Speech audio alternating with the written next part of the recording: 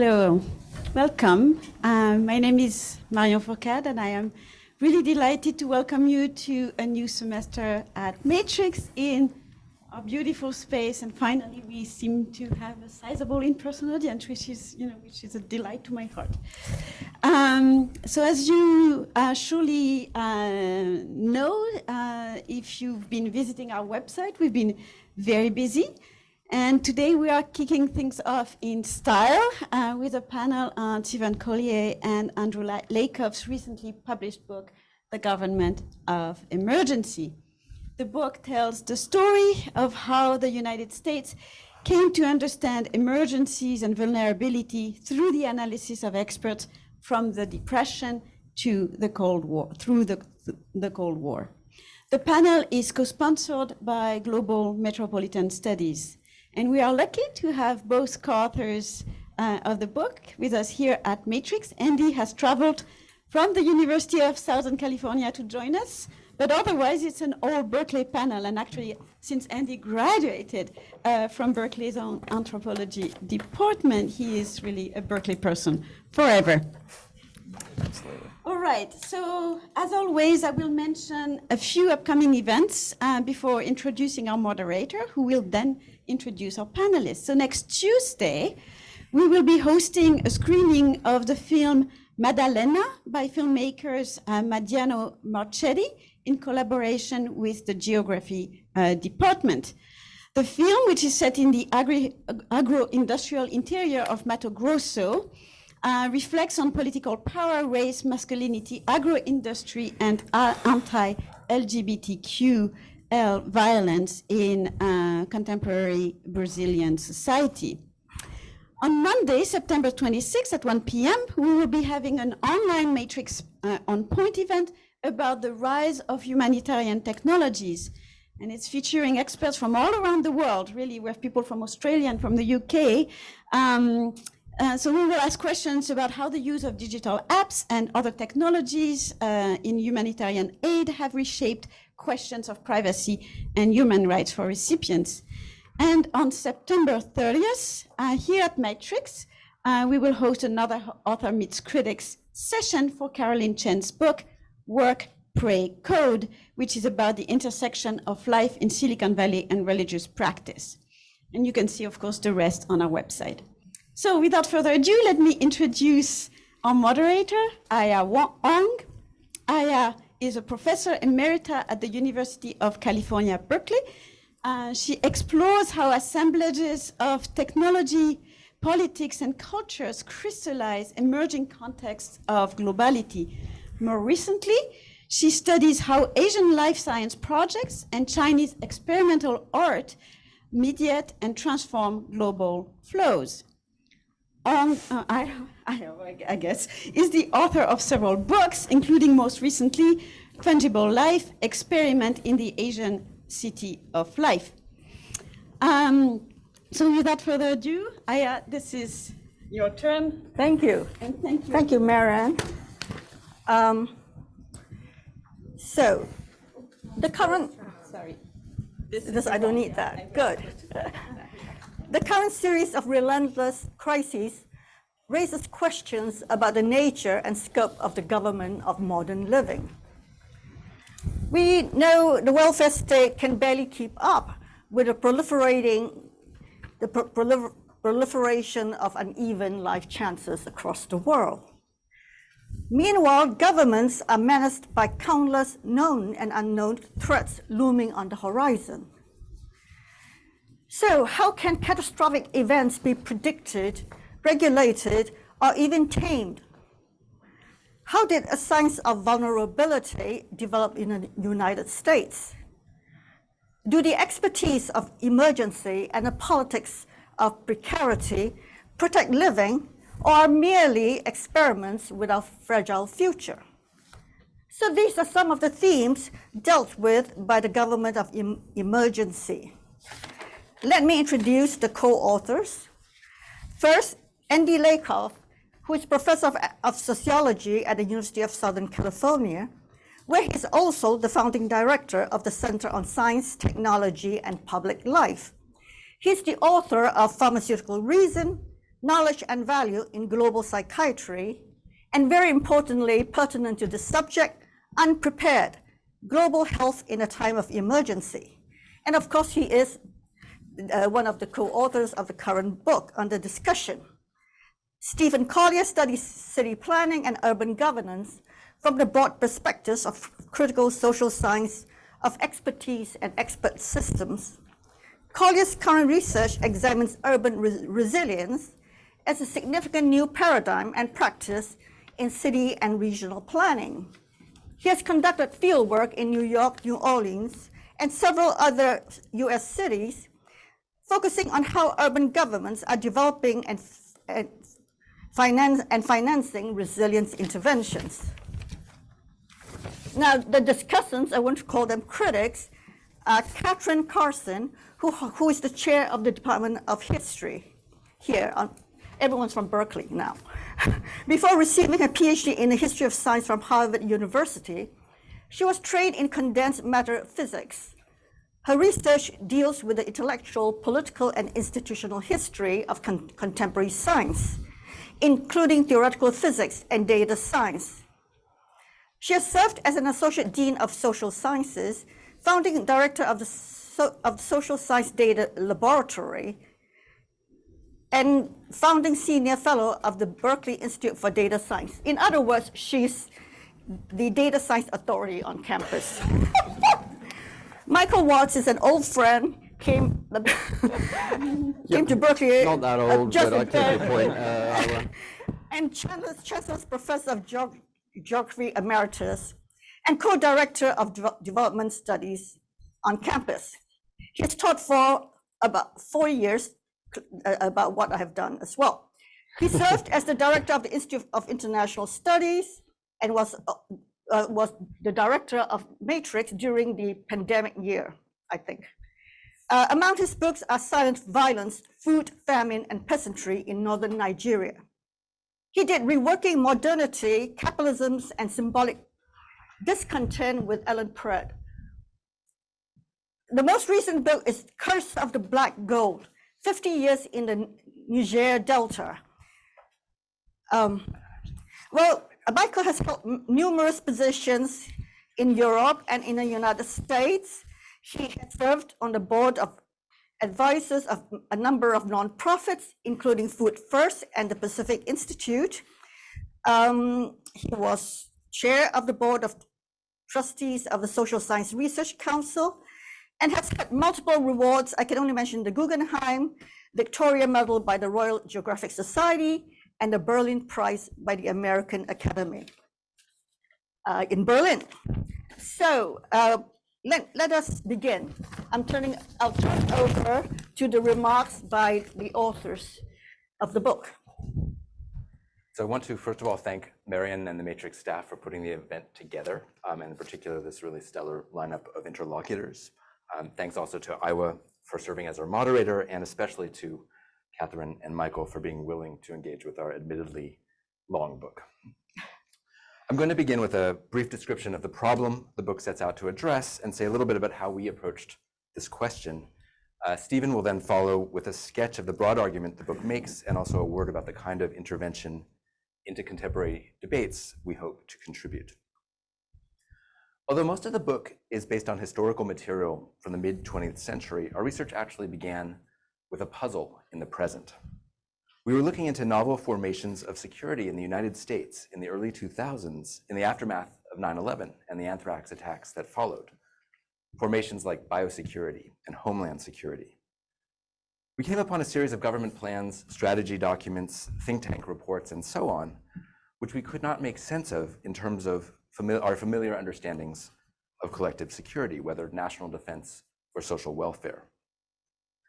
These plans and programs were not oriented to the defense of national territory against an external enemy, nor toward managing problems of population security, like endemic disease or poverty, the traditional task of biopolitics. Rather, they focused on potential future events whose probability, from the perspective of the experts charged to deal with them, was difficult to calculate, but whose consequences might be catastrophic. Not only terrorist attacks, but also natural disasters, environmental accidents, or outbreaks of infectious disease. The goal of these governmental plans was to ensure the ongoing function of critical infrastructures, systems of transportation and energy, food and water, communication, in the aftermath of such potential events. And they generated knowledge about the vulnerability of these systems and how to mitigate this vulnerability, not through the analysis of patterns of incidents in the past. In some cases, the event in question, like a major bioterrorist attack, had never happened, but rather through techniques of imaginative enactment, such as scenario-based exercises, computer simulations, or catastrophe models. These plans also involved a schema of governmental preparedness that distributed responsibility for knowing about and managing future emergencies across a range of agencies at multiple scales of jurisdiction.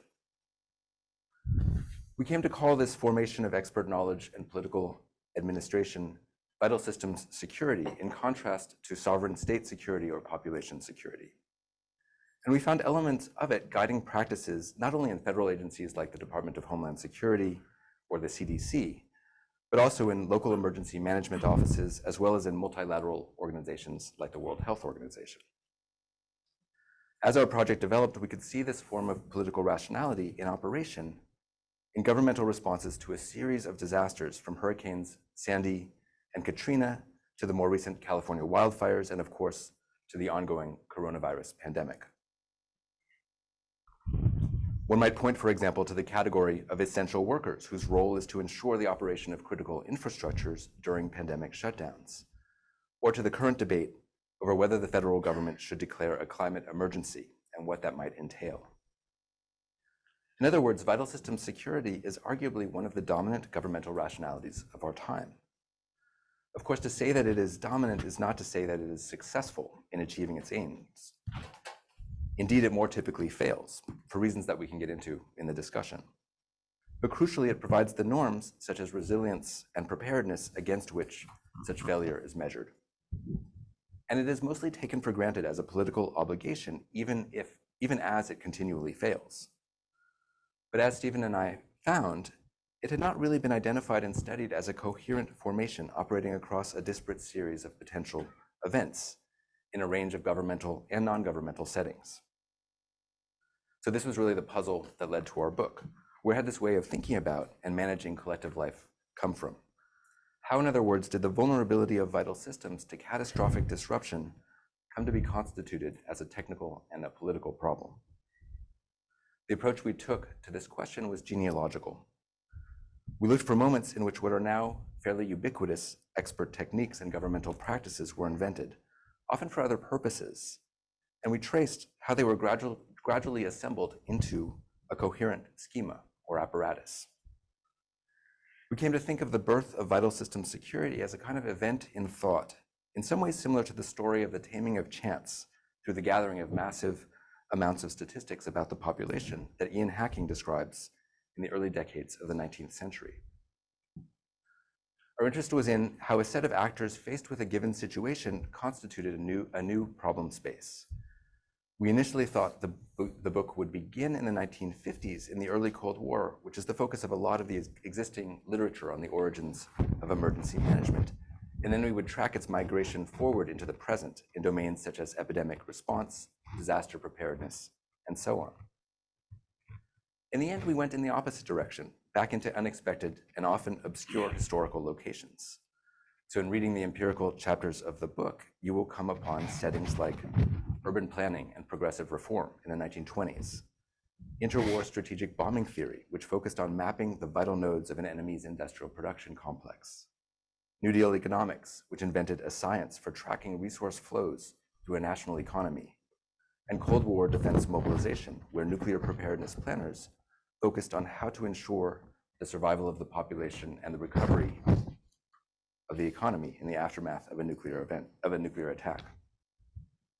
Our suggestion in the book is that it is from these surprising contexts that the elements of contemporary emergency government were gradually assembled. Let me close with a couple of comments on the object and aim of our analysis. The book doesn't tell a story of a diffuse form of consciousness or a cultural imaginary. Rather, it focuses on a fairly circumscribed group of actors based mainly in government agencies concerned with managing economic, and military emergencies. The knowledge practices we describe were not widely disseminated at the time. They were in many cases classified and highly technical, modeling resource flows, conducting vulnerability analyses, making lists of essential governmental functions, or developing new methods of computer simulation. We describe this history in detail in part because it hadn't really been told, though there is a lot of scholarship on mid-century defense intellectuals, on sciences like cybernetics and systems analysis, and on Cold War civil defense. But the aim of our analysis, focused though it is broader than getting this history right. We argue that the apparatus of knowledge and intervention these actors constructed is now much more pervasive, applied to multiple kinds of events at various scales of governance. In that sense, the book does not provide an historical analysis for its own sake. That is, it's not only a story about the US Cold War. We hope that this kind of genealogical work can intervene in contemporary discussions in the critical social sciences on reflexive modernization and risk society, on liberalism and biopolitics, on emergency and the state of exception. With that, let me turn things over to Stephen, who will give an outline of our historical argument and point to some of its potential implications for thinking about the government of contemporary emergencies. Thanks.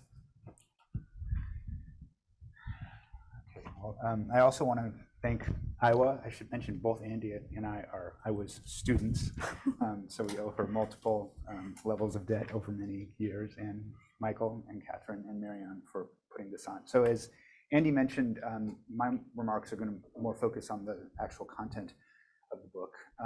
So in investigating sort of how this now taken for granted set of norms and practices that Andy mentioned took shape, we stumbled across a big story about American emergency government that we actually hadn't been looking for when we started working on this book. And this story ended up being the heart of what we wrote about. And the outline is basically this. Through World War II, emergency government was about the management of economic crises, whether these are economic downturns, industrial strikes, or mobilization for war. By the late 1950s, emergency government had come to refer to something quite different, and for us today, much more familiar. Namely, it came to refer to preparedness for a future event that, as Andy mentioned, disrupts the vital systems upon which modern life depends. So by tracing this mutation in emergency government, we sort of gave an account of the event and thought that Andy refers to. The book shows how new kinds of things, vital, vulnerable systems, came into being, or at least became the objects of sort of systematic knowledge and management for the first time. And this event, in thought, corresponded to the emergence of new ways of acting and governing in particular. Up through World War II, emergency government was a kind of exceptional state of affairs. It was instituted either through special legislative acts that were sort of pertained for the duration of an emergency, or by recourse to inherent executive authority that was found in the Constitution. By the 1950s, by contrast, planners and officials had created permanent authorities and mechanisms for continuously preparing for future emergencies as a regular function of government. So we followed this story through 3 steps that correspond to 3 parts of the book, each of which contains 2 chapters, and there's the table of contents that gives an outline. So the first part addresses the period roughly from the early 30s to 1945. So it's a period where the important scenes of emergency government are the Depression and World War II. And we trace how a group of technical experts, and these are mostly economists, assembled a novel knowledge infrastructure for mapping and managing vital systems. This knowledge infrastructure was initially developed for the purposes of economic management during the Great Depression, but it was soon employed in the project of industrial mobilization, which was basically the project during World War II of managing the country's military industrial production apparatus, the most ambitious and broad project of total planning in US history. In parallel to this, and during the same period, a group of government reformers created new mechanisms for managing these ongoing emergency situations. A central challenge for these reformers was the one that was most famously formulated by Carl Schmitt, the German jurist, who was actually an explicit point of reference for some of the reformers that we traced in this part of the book. Namely, can liberal constitutional democracies manage crisis situations and remain democratic? In response, these reformers devised a set of mechanisms for governing emergencies that they thought were compatible with democracy. These were things like the delegation of legislative authorities to the executive and the use of so-called reorganization power, through which the president could create administrative agencies and other apparatuses to manage emergency situations. So the second part of the book, that's in chapters 3 and 4, addresses what we think of as a sort of transitional period in the broader development that we followed. Between roughly 1945, the end of World War II, and the early 1950s, many of the actors in government offices that were involved in mobilization turned to a new problem, which was the prospect of a Soviet attack on American vital systems using airplanes, long-range bombers, and atomic weapons. So they were still worried about industrial production systems. Those were still the vital systems that were of concern, because they assumed that industrial production systems would be targeted in a future attack by the Soviet Union. And they also assumed that the ability to rehabilitate and manage these systems would be essential to winning a future war, as it had been in World War II. But the problem of emergency government was beginning to shift during this period. Rather than managing a specific ongoing crisis, it was mutating into an ongoing task of preparedness for a future catastrophe that might arise at any moment. So in this context, many of the mechanisms of emergency government that had been created as short-term expedients during World War II were resurrected as permanent features of peacetime government. One example that's become familiar to us all in recent years, particularly during the COVID pandemic, is the Defense Production Act. Another is the institution of permanent federal emergency planning agencies like FEMA, but there's a whole series of predecessors that date to this period. A further element that developed during this period in relationship to this new task of preparedness was the problem of generating knowledge about future catastrophes. Planners repurposed the existing knowledge infrastructure that was developed for New Deal economic management and mobilization planning. They used computer simulations to understand how a future enemy attack might affect American vital systems. So these techniques made it possible to understand industrial systems that were vital to military industrial production in a new way, that is, from the perspective of their vulnerability. The third part of the book, which is in chapters 5 and 6, takes this story roughly through the late 1950s. It's basically framed by the explosion of the first thermonuclear bomb by the Soviet Union to the late 50s, when you had the advent of long-range missiles, or at least the fear of the advent of long-range missiles by the US. So by this time, the prospect of conducting a total war has sort of faded, given advances in weapon technologies. It was assumed that there was just going to be a very fast war that involved an exchange of missiles and it would be over. So increasingly, the concern, which was notably still referred to as a problem of mobilization, was not with a long war involving industrial production to support a conventional military effort, but rather with the task of post-attack survival and recovery. One report written by the Office of Defense Mobilization in the mid-1950s put it this way: it may be that the major effort in what is now called mobilization planning should be directed to planning not for the long buildup during war, but for coping with the sudden and smashing letdown after the attack. So the focus of emergency government shifted at this time from industrial production systems to what planners of this period were beginning to refer to as survival resources. Their central concerns were things like the provision of emergency feeding and housing, emergency medical care, and the rehabilitation of vital infrastructures such as water supply, electric power, liquid fuels, and so on. So in sum, by the late 1950s, mobilization planning had mutated into something that resembles what we now think of as emergency preparedness or emergency management. And the government of emergency, which is understood not as a kind of sporadic task that emerges during specific crises, but an ongoing task of preparedness, had become a taken for granted obligation of the government. Okay, so this story touches on, obviously, some major episodes in mid-century American history: the Great Depression, World War II, the Cold War.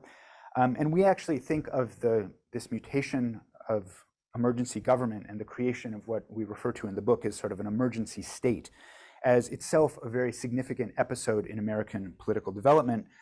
But in another sense, as Andy mentioned, the story that we tell is quite narrow. It's confined to these very obscure offices. If you Google the people who are in our book, you get like 2 results or 0 or something. It's amazing that people can do that obscure, but they are.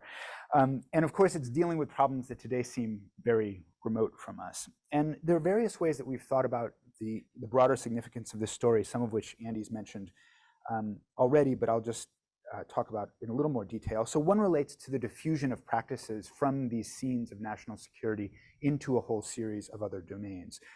Andy and I have done some work together on some aspects of this, critical infrastructure protection, various aspects of the organization of emergency management.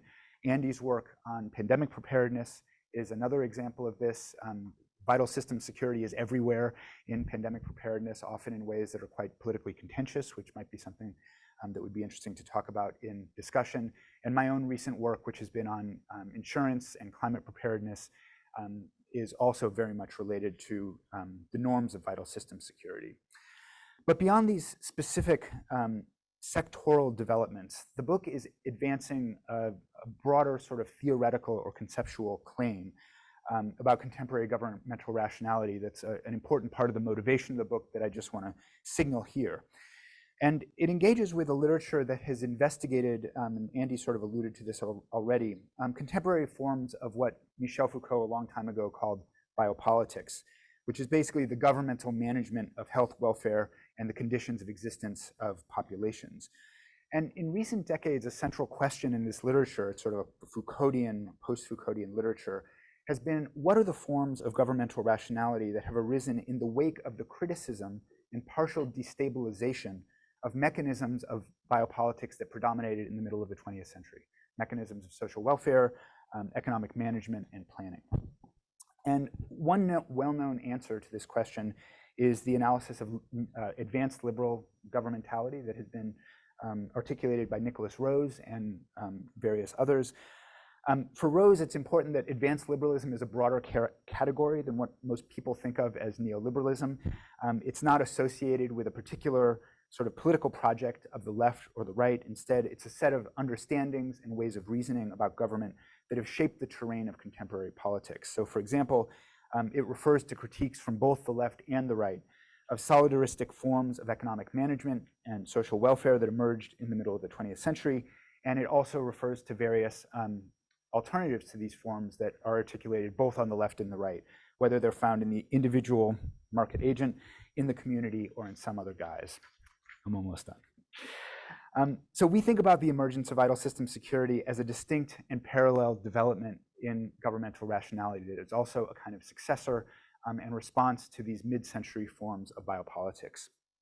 Specifically, as we understand it, vital system security can be understood as a reflexive moment in biopolitical modernity. And we take this concept from Ulrich Beck, the sociologist, Ulrich Beck in his work on risk society.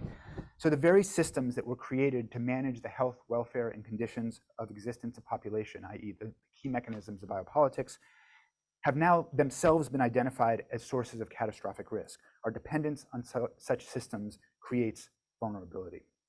And particularly in the context of events like the COVID pandemic and extreme disasters that are fueled by climate change, we can see how vital system security is becoming, if anything, more and more central to contemporary politics. Thanks, and I look forward to Michael and Cathryn.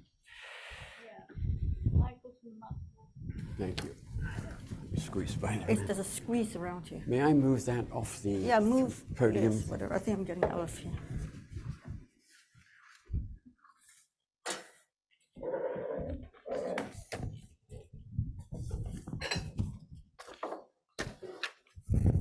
Thank you very much for the invitation.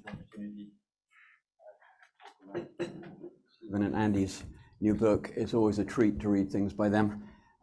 Before I begin, let me say if I'm a little breathless, it's because I had my own run-ins with a couple of vital systems today, getting over from San Francisco.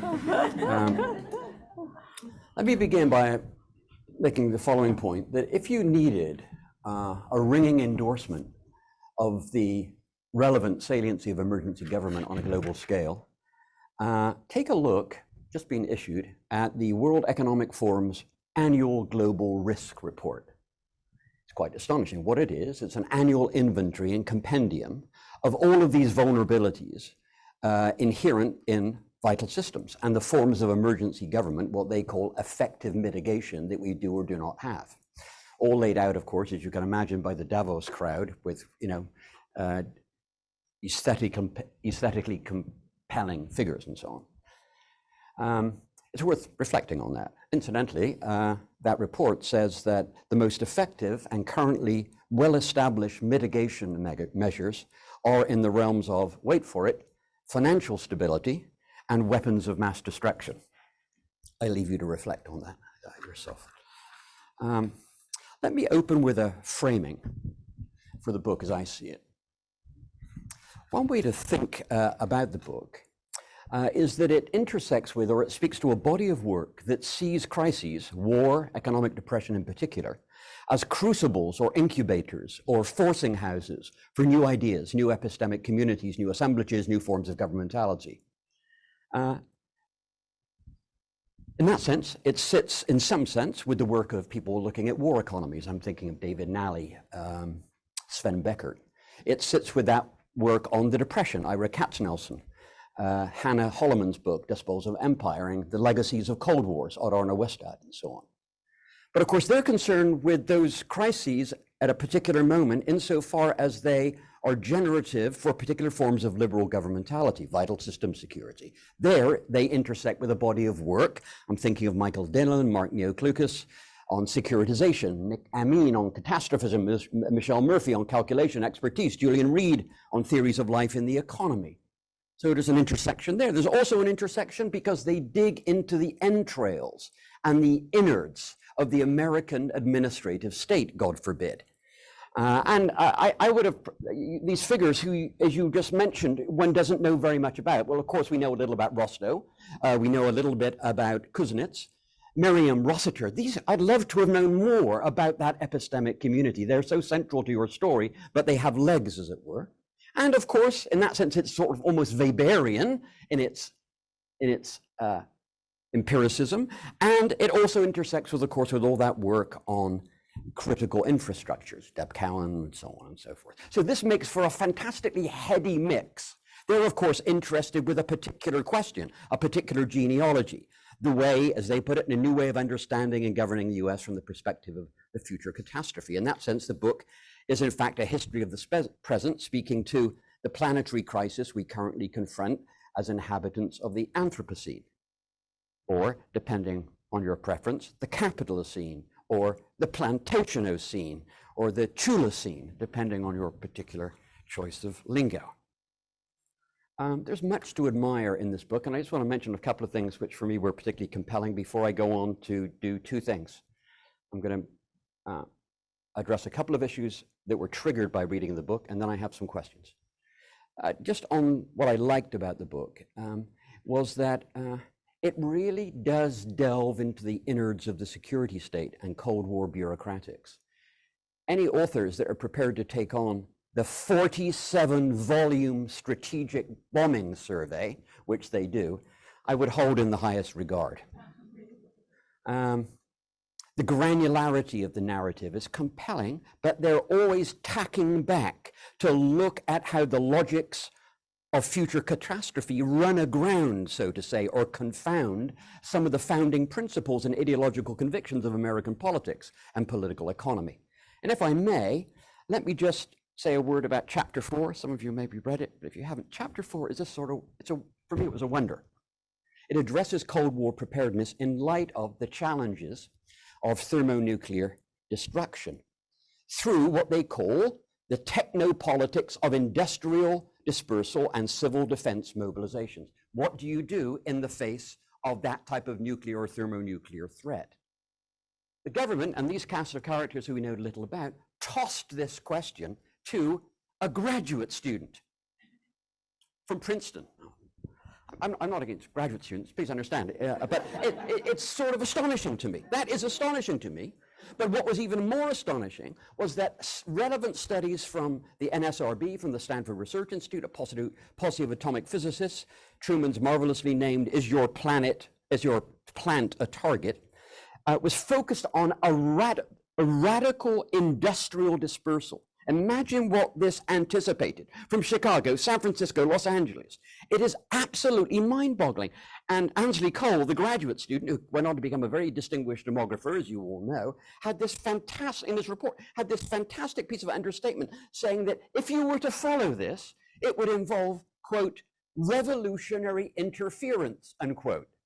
Well, frankly, the Khmer Rouge and Pol Pot, looking at that program, would have doubtless thought it's ambitious. Quite extraordinary. And they show that this raises, to undertake such a thing, raises all manner of contradictions with respect to American federalism, executive powers, decentralized sovereignty, and yes, American capitalism itself. Beautiful chapter. Anyway, okay. Here's my observations, things that were triggered. One, there's an adjacent and parallel history here, which, I'm a geographer, but Nancy's here, an anthropologist, a bunch of work that was in the 50s that emerged from the Cold War that generated work and institutionalized forms of knowledge around natural hazards and extreme events. A whole variety of this emerged actually from the studies of the atomic tests in the Marshall Islands and Yap, by anthropologists and geographers. Out of that, supported by the Office of Naval Research, came a series of centers, a big one run by Kenneth Boulding and Gilbert White at the University of Colorado Boulder, Enrico Quarantelli, a sociologist, Center of Hazards Research, and so on and so forth. It was behavioral in orientation. They were concerned with the perception of extreme events, floods, droughts, tornadoes, hurricanes, and why it was that people were seemingly so irrational, unprepared to move, or incapable of responding to such threats. So, and that was increasingly then funded and produced a series of studies on responses located at the community level. Some of you are familiar perhaps with Rebecca Solnit's book, Paradise in Hell, that looks at precisely that, some of that work, contemporary work about community response to extreme events. Much of those centers still in existence, funded by FEMA and the NSF, etc., are still in existence, very much part of that emergency state apparatuses. But what I want to flag there is the following, that a big funder of all of that stuff were the insurance companies. And it seems to me that's important because if you think about, yes, the emergency state, but emergency planning, think about the role of insurance and reinsurance. Think about the existence of something called catastrophe bonds. Catastrophe bonds are property and casualty insurers, are used by them, as well as reinsurance companies to transfer risk to investors. This is a central part of the whole hurricane season in the Gulf of Mexico, of course. First marketed in the 1990s, these bonds offer insurance, reinsurance companies, another way of offsetting the risk associated with underwriting policies. So it seems to me that I'm flagging here then something about the private sector, which I'll return to. Secondly, my second point, one of the great things about that chapter 4, which triggered, is that it shows once again how a key set of techniques were generative in that particular moment. It was striking to me to see those flow diagrams that are actual central to post-war input-output regional planning model, the Leontief model. It produced a new type of cartography that we now see as GIS with interesting types of projections. So, and to say nothing of the data, that industrial dispersion set of programs involved putting together an inventory of every single industrial plant. And this was part of course, war economy planning. It preceded it, we know that. But again, just to reinforce the point then, that how generative they were, and I would just flag for you, Alexander Arroyo at the University of Chicago has been working on the Naval War College over the same period, and the centrality of their work to climate science and oceanographic work. What he calls, or what they called actually in the War College, logistical reason and, quote, geopolitical intelligence. These were all, again, a parallel adjacent story.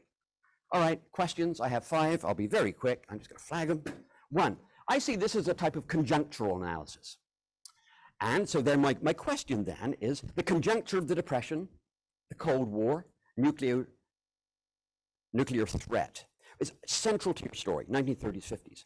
How do you think about the subsequent conjunctural crises, and how and in what ways they serve to deepen, extend, complexify this emergent emergency state that had its limits at the nuclear moment. What was the role of the Vietnam War, the debt crisis of the 80s, the Asian crisis, Chernobyl, September 11, 2008-9, COVID? Different moments, different logic. How do you see those things if you were to project forward? I recognize your story ends a little earlier. Secondly, slippage between categories. I'm convinced, I think, by your shift from a type of biopolitical population security to vital systems. But there's some slippage between those boundaries. The forms of knowledge across that boundary, in some respects, haven't changed. Social insurance of a Foucauldian sort and some of the early biopolitical modalities had an anticipatory or precautionary or preparatory aspect to them in the same way that what you refer to as social processes of economic circulation in that population security moment have certain similarities with what you call webs of industrial production. Third, resilience. Andy and I have talked about this at length. What emerges after the moment you describe is, of course, a type of emergency lexicon. Security, preparedness, anticipation, adaptation, mitigation, risk. This is the lexicon of emergency government. And of course, in my view, central to it at this moment is resilience. We could talk, and interestingly, the word appears in the 50s among the military that you describe. I guess my question here then is to think through how you currently think about the ways in which resilience, which is ubiquitous across all the domains. The Rockefeller Foundation, as you know, built its entire programming a decade ago around building resilient cities, but it's much larger than that. Yep. So I'd like you to reflect upon that. And I guess there's a subtext here, of course, which is that von Hayek, in his Nobel lecture, drew the parallels between his notion of spontaneous economic orders and biological and evolutionary theory. And indeed, for him, price, which was a cybernetic system, he took from von Bertalanffy, who was, of course, the great Austrian biologist, who was central to resilience. So there may be some interesting connections there. Two last things. Extinction. What difference does the fact that the 50s is about nuclear annihilation? It seems to me then that the numbers, which were radical underestimations of the we now know, of the consequences of thermonuclear annihilation, by the time you get to the 60s, the numbers have doubled. You saw the report this summer, according to Nature magazine, 75% of the world's population will die in the event of a nuclear war and die quickly. To what extent then is in a sense, is there a built-in contradiction between the very idea of emergency and planning anything in relationship to that? And what type of dissimulation, or put it differently, was that in any way constitutive of why, as you said, it sort of ran out of steam at a certain moment? Lastly, what about the market? I guess that's what I had in mind with the insurance stuff. Emergency planning now, of course, dribbles into all manner of market-driven modalities that are in the same business. I mentioned insurance and reinsurance. And I'd love to hear you talk about, perhaps in the current moment, climate change. Your epilogue does make a big leap. You jump from the 50s to, for reasons I fully understand. But what that world of the market now and market-driven norms that are so elevated in relationship to. Yeah.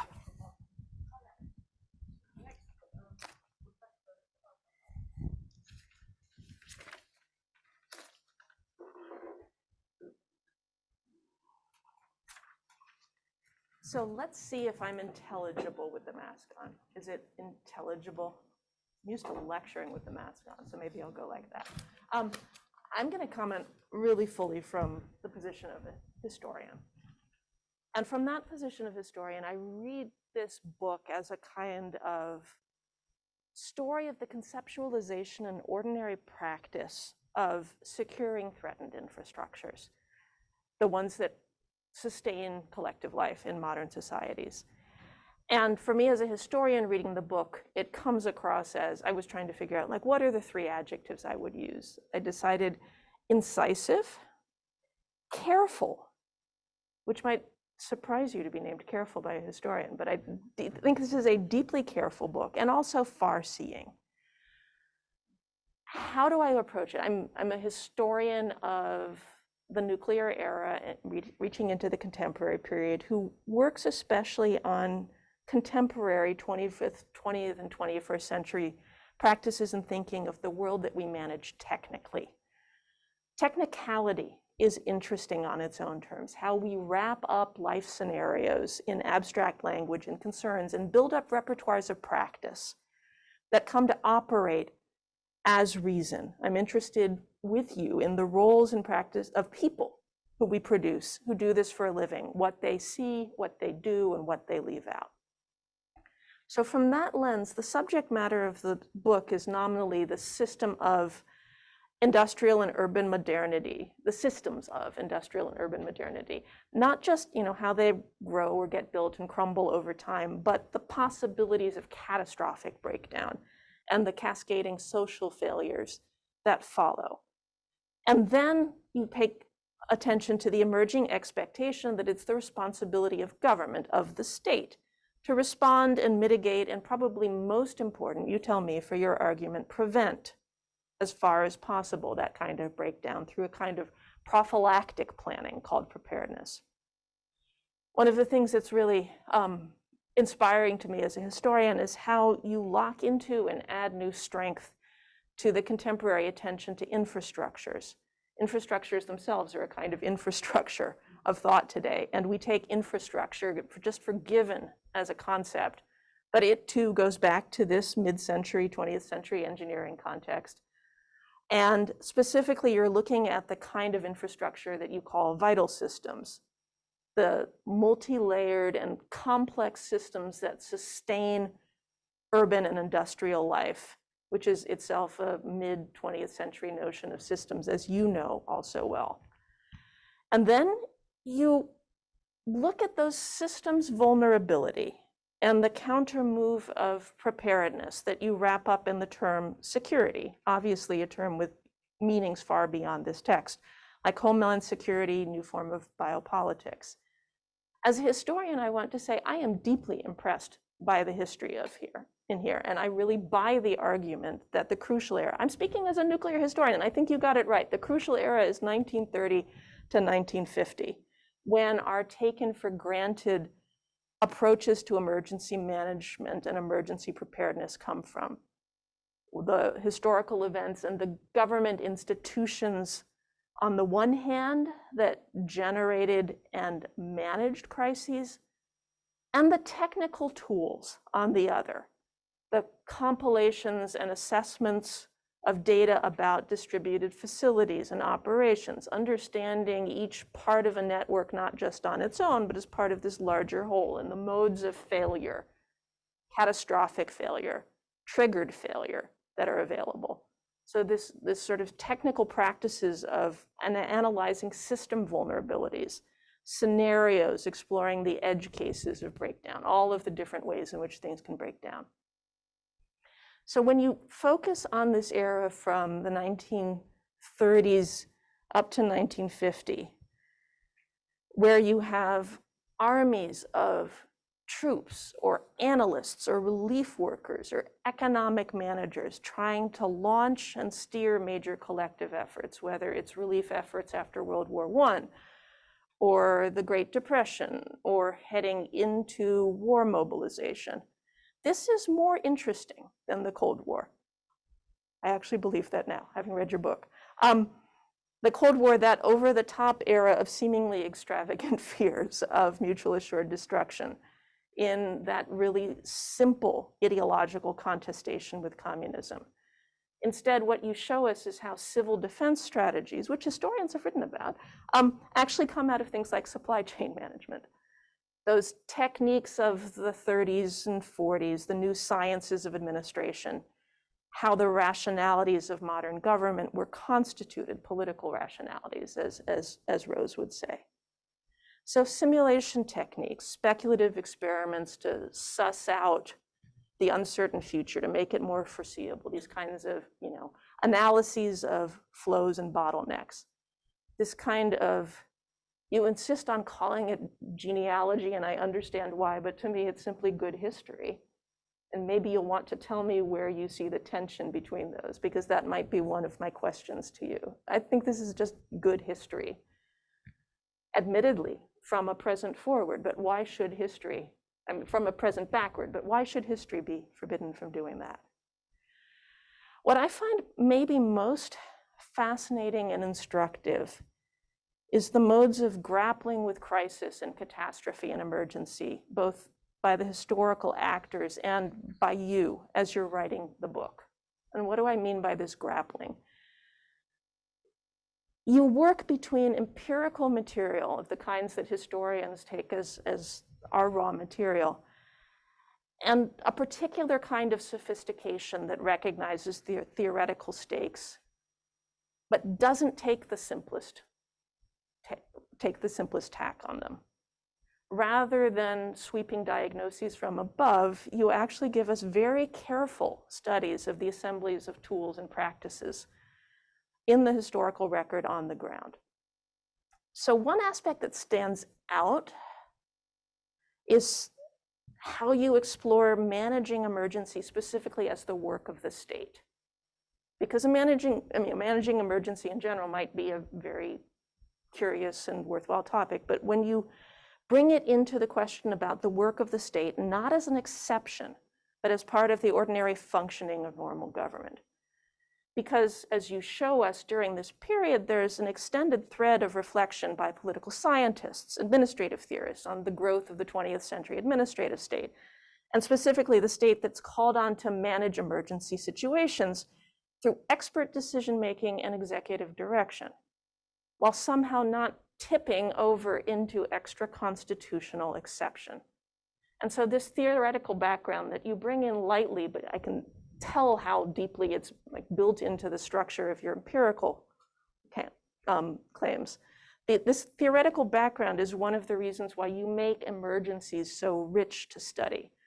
The glimmer of the idea that preparedness is what allows democratic constitutionalism to survive through episodes when vital systems infrastructure are at risk.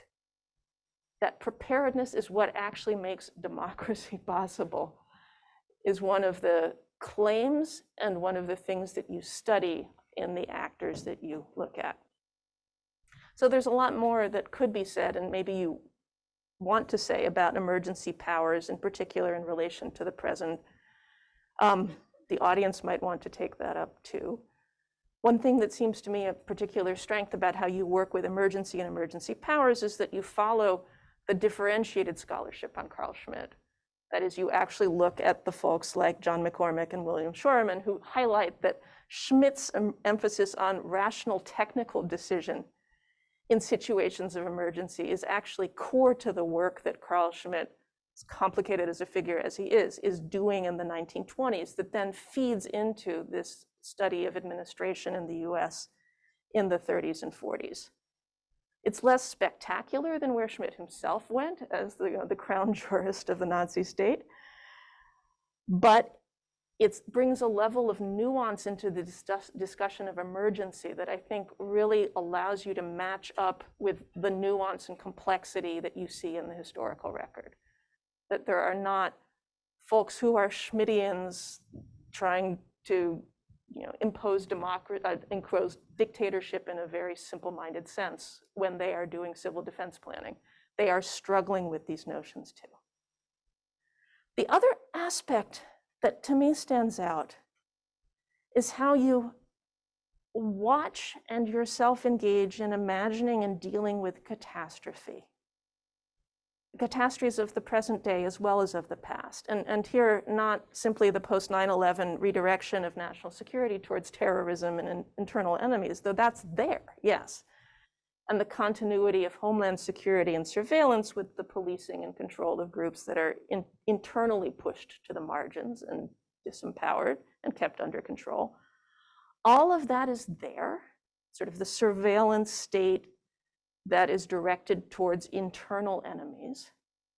But you're also excavating the strand of more ramified roots of homeland security that recognizes the securities that are taken for granted. When we take away the smooth functioning of our infrastructure, when you take away the fact that the sewage system works, or that the BART trains run, or that our store shelves are stocked, when you take that away, you realize what is taken for granted, the infrastructures and the securities that are available to us and only visible when they break down.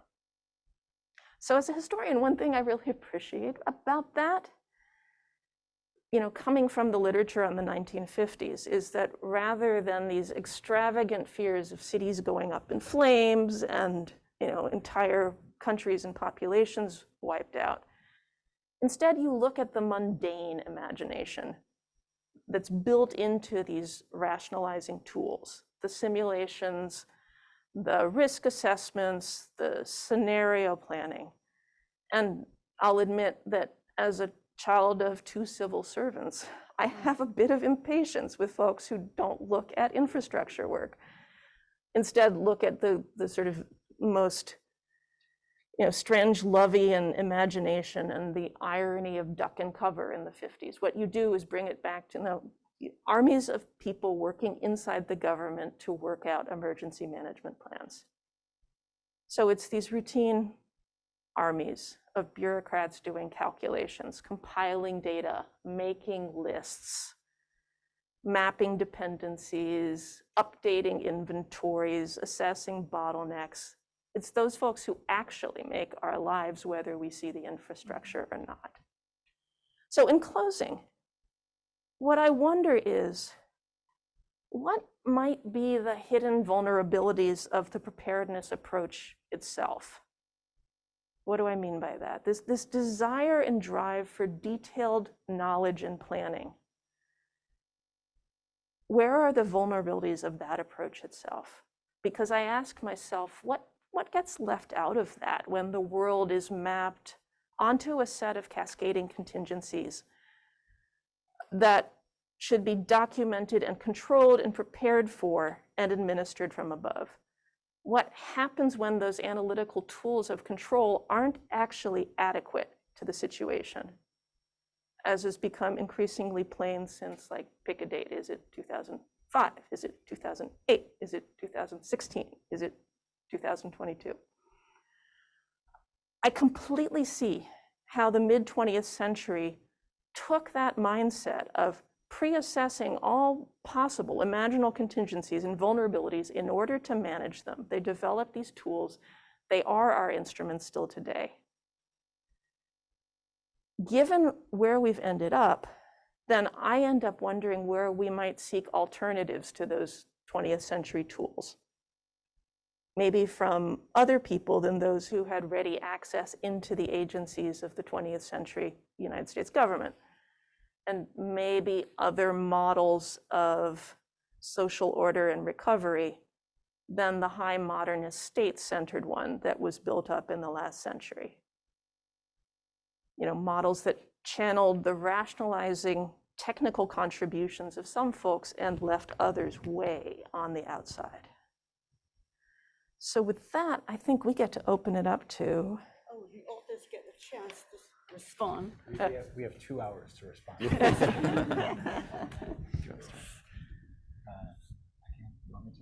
Okay. Thank you, Cathryn and Michael. Those were both very provocative and very gratifying comments. Chapter 4, thank you very much. You're maybe the only person who's going to read chapter 4 in that detail. We're only 2. And that was a struggle, that chapter. But these are very gratifying comments, and Cathryn, many of the comments you made are just very much on point, and particularly I just wanted to flag the sensibility that I think you really underscored in a way that's much more articulate than I think what we did in the book, which is that there's been a lot of work on some of these historical episodes, particularly civil defense, that does emphasize these kind of Strange-Lovian imaginaries, and indeed we wanted to tell a different story than that, that made it seem less exotic and more continuous with, first of all, some unexpected episodes of American history, but also with our present sets of practices. So I think that really captured in a very incisive way the sensibility that we had in working on this book and doing the kind of work that we did. I guess since Andy gave me the task of starting, I have to take the bait and go for resilience immediately. And I guess one comment that I would make, and this is, as you said, we could talk about this for years, but that I started out working on the Soviet Union and on post-Soviet planning, and from one perspective, when we were encountering all these folks working on mobilization planning during World War II and on imagining what the government would be doing after a nuclear attack, it was all extremely familiar. This was total planning. And in fact, the Americans were sort of doing it better than the Soviets, because the Soviets didn't have any computers, they didn't have any advanced technical systems, they couldn't keep track of anything. It was like Soviet planning was sort of a disaster. And so here was total planning. And it's an imaginary of resilience that actually emerges not from this sort of Hayekian story about resilience is what happens when we leave systems alone, but resilience is the thing that we have to do through intervention. And that, of course, did not mean that they were anti-capitalist in any way, because the whole problem at that time was fascism, Soviet socialism. We need to organize a form of emergency government that's consistent with free enterprise and democracy, and so consistent with capitalism, but also about a limit to capitalism. In other words, it's the place, resilience is a moment where capitalism breaks down, where it cannot regulate itself. And so I think there's something intriguing about reading our story as a different genealogy of resilience alongside the sort of Cooper story about this, in which one might think less of resilience as always tied to a project of self-regulation, but more that there's perhaps something like a catastrophe contradiction of capitalism. In other words, that there's simultaneously, and you see this throughout our material, that there's simultaneously an imperative to not disrupt capitalist mechanisms of allocation and incentives, et cetera, but also a constant awareness that those mechanisms aren't doing the tasks that you need. They're not actually allowing you to prepare for total war with the Germans. They're not allowing you to prepare for a future nuclear war. So I think I very much take the point that there is this sort of interesting question about that isn't really the center of the book, although it comes up quite a bit, about the relationship to free enterprise. I mean, it's just the way that they put it at the time. Exactly. It wasn't a discourse of capitalism per se. But I think that there is a potential here for a kind of rethinking of a kind of Marxist critique of capitalism that is more in terms of a disaster contradiction than it is in terms of like a logic that is always about self-organization and the withdrawal of the state. Well, these are really thoughtful comments, and I'm going to and I appreciate it. I will say, first of all, thanks for being gentle about neoliberalism and capitalism. We anticipated worse, but we're grateful for the sympathy. And Cathryn, I will say that I'm sort of relieved and gratified to hear from a professional historian that this counted as good history. So thank you. Maybe I'll just take a couple of the questions and points that you both made, and noting that there's a much longer conversation to be had about all of them. First of all, on this question of genealogy and history, which Stephen and I have thought a lot about, and certainly we're more than happy to have it be called good history. But I think one thing that we were really insecure about as we were writing this book was how little had been done in these areas by professional historians. In some cases, there were, certainly civil defense is well covered. The RAND Corporation is well covered, but most of the stuff that we write about in the book, there's almost nothing by professional historians written about, and the archives are really messy. It's hard to find it, and it made us think, are we actually onto something or not? And I think this is where genealogy is a useful way for us to think about what we did, because I think it led us to unexpected connections. And that, in other words, we didn't know that we were going to wind up looking at strategic bombing theory or New Deal resource management. Or a very specific and obscure office that developed computer simulation techniques in the 1950s. And we did that through the technique of genealogy, sort of finding techniques that we were interested in, trying to figure out where they had been invented for other purposes. And so I think I'm really happy that it crystallized into a coherent historical narrative, but I don't think we would have gotten there by sort of starting out with an historical question in the traditional sense of a setting and a time and a problem that's well established. So that's one way of thinking about it. It's actually a little bit related to the question that you posed, Michael, around how to think about critical moments post-Cold War, Vietnam, the 1973 energy crisis, Exactly. 9/11, COVID, and so on. And I think, as I alluded to, we initially thought that was the story we would tell in the book, was the expansion or migration of these nuclear preparedness techniques to other domains over the course of 50 years from the 1950s onward.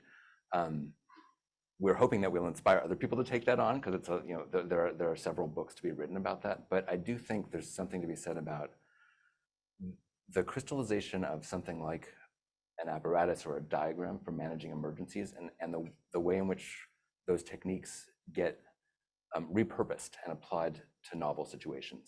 And you mentioned natural disaster preparedness in the 1960s, and the role of social scientists, super interesting in that. And if you want to look at the history of something like risk communication, you definitely want to go back to that moment in the early 60s. Or the role of the energy crisis in the 1970s, and thinking about the vulnerability of energy networks. And there's some figures that we got very interested in during the 70s and 80s writing about that, but actually that themselves came out of these Cold War mobilization offices. Another moment that we have looked at briefly, but would lend itself to more, is the invention of critical infrastructure protection, interestingly in relationship to worries about Y2K in the 1990s. So there was this very specific and now kind of strange anxiety about the potential breakdowns of systems in the late 1990s. But a bunch of Air Force technicians were brought in to come up with a set of policies for critical infrastructure protection based on these prior forms of rationality. And then lastly, another example would be pandemic preparedness in the early 2000s. These existing ways of thinking about potential future catastrophes somehow seem to lend themselves to dealing with what was now a novel problem, emerging infectious diseases, again, in these government agencies. So I think we're really interested in how already existing techniques get reapplied. And this I think could expand out to an answer to Cathryn's question about the weaknesses of this method. In what sense does applying these pre-existing techniques to novel problems leave out what the novel problems are really going to involve, as we saw during the COVID response? So we can talk about that more, but that's, I think, the way that I would think about these critical moments. Maybe we should open things up. Well, I think we may have time for a couple of questions. Yes. Here, can I have a microphone? Where are you going? Thank you. Very interesting set of presentations, but I'm really interested in this concept of vital systems and the idea of preparedness in order to prevent catastrophe.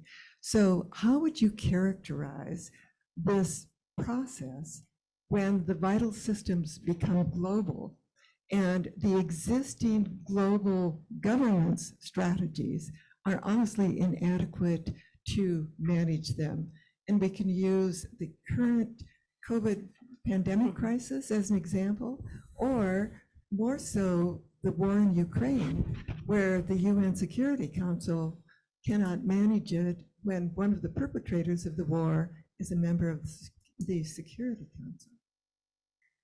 I wonder if we should collect a few more so that there'll be some, any related, how about over there? Either one. Thank you so much, and I'll try to be quick, but to me it's crazy that Schmidt is an explicit point of reference for these guys, and it makes me want to know what else they're reading, and in particular what other political scenarios they're imagining when they picture disaster. Because for Schmidt, as far as I know about him, he's writing in the shadow of a loss of political confidence, in addition to economic and war-based confidence. But I mean, for him, a lot of it is this crisis in political theology. And what I want to ask you is whether your planners were cognizant of the possibility of people not cooperating with their plans, whether they saw these top-down management, these top-down plans for preparedness falling apart in the face of people as they are. I mean, I've been reading the British planning for bombing preparedness just after World War I, and they're coming out of 19th century social theory, and so they assume crowds can't be trusted, crowds panic. There's no point even alerting them to the fact of an incoming bomber because they are just going to freak out. And so something clearly changes between 1919 and the end. So I'd like to know more about what they're reading. Thank you. So I'm going to actually talk a bit about Schmidt. So you asked a question, whether, Schmidt's question is, can liberal democratic governments survive catastrophic crisis management? Well, so I'd like you to reflect a little bit about that, in the sense that Schmidt's notion of democracy was quite circumscribed, and I don't want to go into that here, but I think what he really was asking is about liberalism, and thereby about capitalism. Mm-hmm. And so the answer, I think, is clearly what you suggest is no. And I think it's a very interesting possibility. And I've come back to Michael's question of the insurers, just to note that if you look at what's happening in California, insurers are abandoning California in droves. And the abandonment of catastrophic insurance, earthquake especially, but fire, the two, the abandonment of California suggests, in fact, that they're no longer able to pass that risk off to shareholders, but have accepted the fact that catastrophe cannot be managed. And so this has to do with the end of capitalism in a certain way, which is a shocking idea, because it's easier to imagine the end of the world than it is to imagine the end of capitalism. So I just wonder if you could reflect not so much on Schmidt's notion of democracy, which I think is somewhat irrelevant, but his notion of liberalism and thereby capitalism. And one more question over there. Marcy. Great, thank you. I think this is more of a comment, actually, so maybe a shorter response. So I'm interested in the intersection of planning for emergency with social science research methods, very broadly, which I think Michael sort of touched on one moment of that very, very briefly. But it does strike me that thinking about the current massive emergency that we're dealing with, which is the climate crisis, I think there's something fundamentally qualitatively different about that crisis from the ones that your book addresses. It's not a one-off event, it's not a thing, we don't really know, we know it's happening, but we don't know how to characterize it actually. We can guess, we model, but it's a hyper-object, to use Timothy Morton's term, not an object. And I was just pondering how standard research methods for dealing with that kind of thing, the systems, the analysis, the statistics, to pick up on Cathryn's question as well about what are the limits of this approach, don't really work for a hyper-object. And that made me think, sorry, this is very conjunctural, bit stream of consciousness, about certainly in European social science, and I'm less familiar with US social science, but there's a really strong move over the last 15 years, I would say, away from quantitative, obviously towards qualitative, but even more so towards kind of creative arts-based research methods to try and grapple with what the world is now. And this conversation has really made me think about whether that's actually quite an interesting conjuncture and speaks to this limit. What kind of data do we need now? What kind of thinking do we need to deal with an emergency that isn't an object and an event, but is this kind of ongoing, amorphous, hyper object? Okay, maybe we should Thank you. have you respond to some of these questions. Or would you like more questions? Well, I'm going to assign Stephen at least to addressing the questions around design and insurance, and give him a second to collect his thoughts, and maybe approach this question around the collaboration of the population with these potential plans that you raised in relationship to the Schmittian vision of an emergency government and the more liberal democratic alternative that was articulated by these reformers in the 1930s. Part of what we tried to do, and this is the kind of grappling that we were doing, was also show that there were a lot of tensions. There wasn't a sort of unanimity among the planners and technocrats and politicians about what was going to work in the event of this future calamity. Let me just give you one illustration that I think helps to address the question, which is planning for governmental response to nuclear war under the Eisenhower administration. These national simulations were developed called Operation Alert. Thank you, Operation Alert. And in one of them, and they had very detailed and elaborate plans set up for which government agency would be in charge of what thing. And they did, I think, presume and not really analyze the question of whether the civilian population was in fact going to collaborate. I think these plans by these technocrats tended to.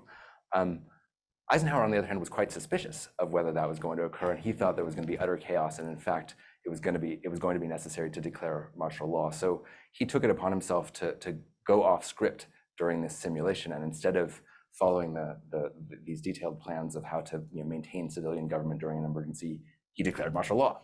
And it set off, a huge public controversy, and also a whole rethinking of the plans by the technocrats themselves. It's like a virtual constitutional crisis. That's right. So it was this kind of Schmittian moment, and he said, like, let's face it, this isn't going to work. So not everybody thought this was, and yet we are kind of fascinated with these technicians who thought, despite the really incredible catastrophe that they were envisioning, it might be possible to rescue the population and the economy.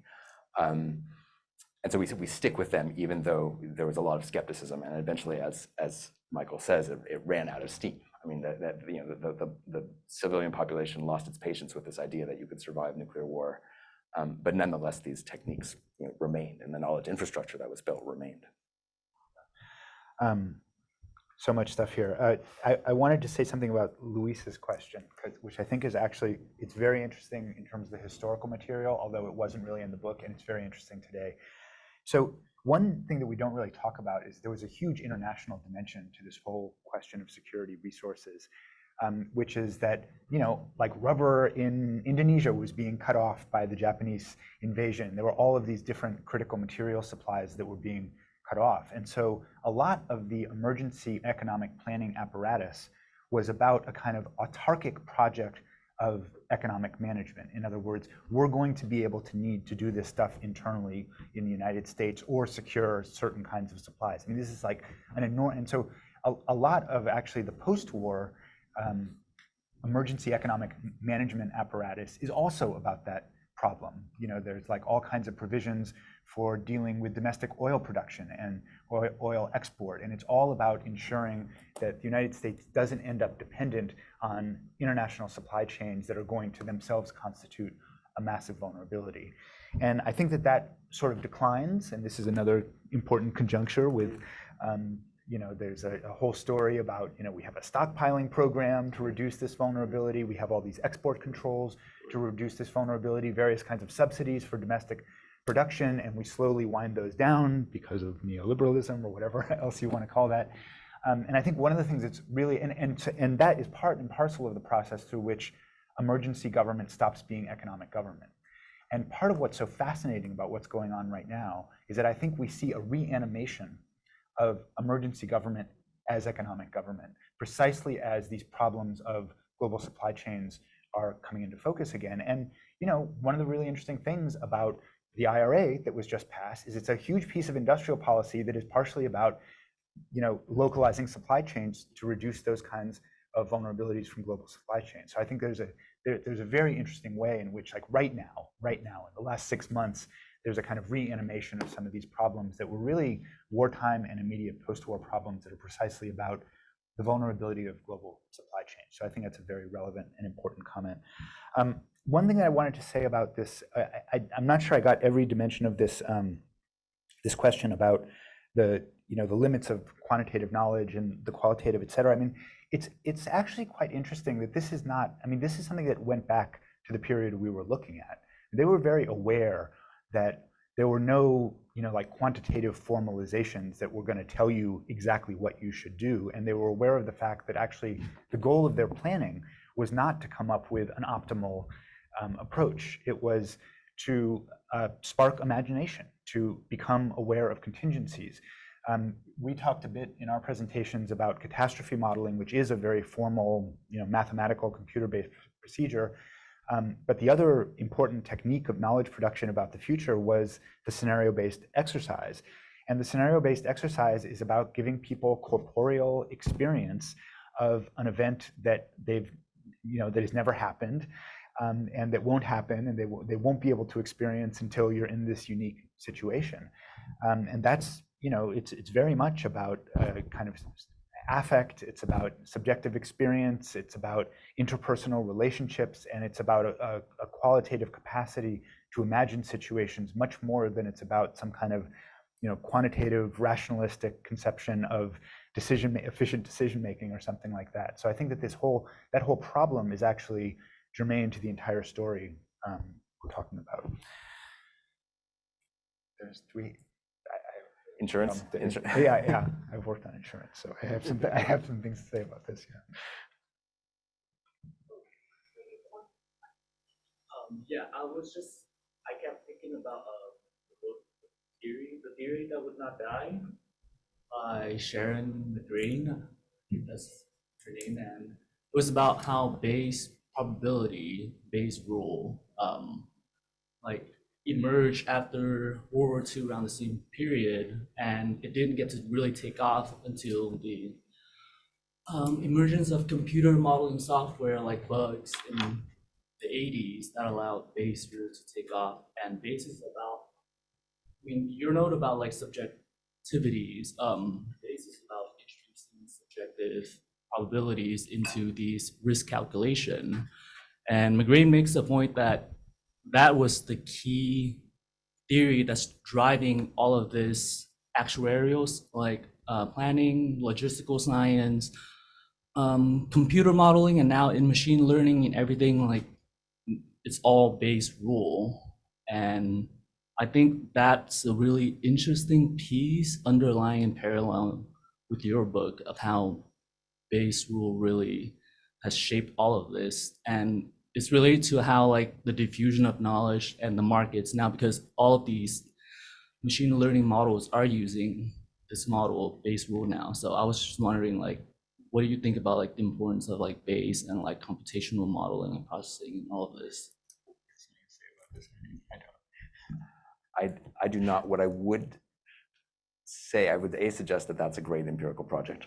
This is a typical professor move for a dissertation, and B, say that I think we are looking at some precursors of this in the chapter that we have on Monte Carlo modeling and simulation practices in the 1950s, where these technicians were trying to come up with a probabilistic way of thinking about vulnerabilities to a future event without any precursors to that event. And so they in a sense constructed an archive of future actual events and used that archive of virtual events to create probabilistic models of that would allow them to map vulnerabilities. So I'd be really interested in comparing those 1950s projects to the more contemporary ones that you're describing, the more recent ones. Well, unfortunately, we have to cut this off, but thank you so much for your attention and questions.